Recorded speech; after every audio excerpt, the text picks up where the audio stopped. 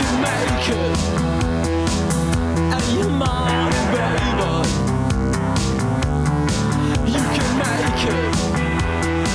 Give me your heart to face on, and just give me.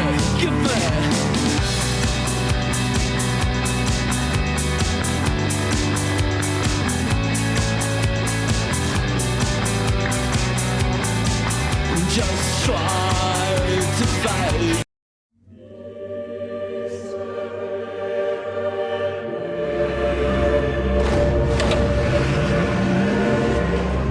Melbourne, c'est l'ambiance, le public, le parc et ces choses-là.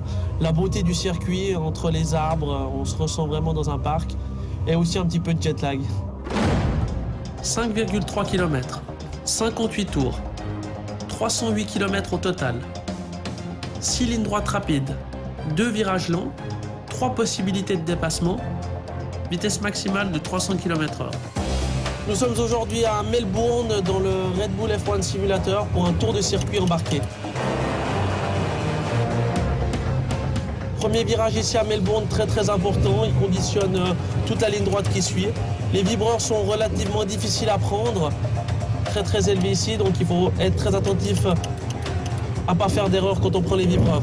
On arrive maintenant dans une partie assez lente, un droite-gauche.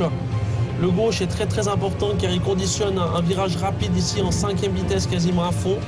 C'est très important d'avoir des bons points de repère. Comme on peut le voir ici, il y a beaucoup d'ombre à cause des arbres sur le côté. Donc il faut être très attentif, pas faire d'erreur, être très précis.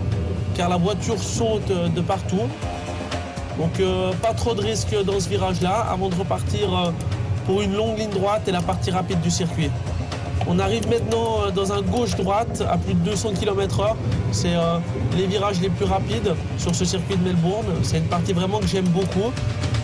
Et ensuite on repart de nouveau pour une longue ligne droite. Comme on peut l'apercevoir, il y a beaucoup de lignes par terre.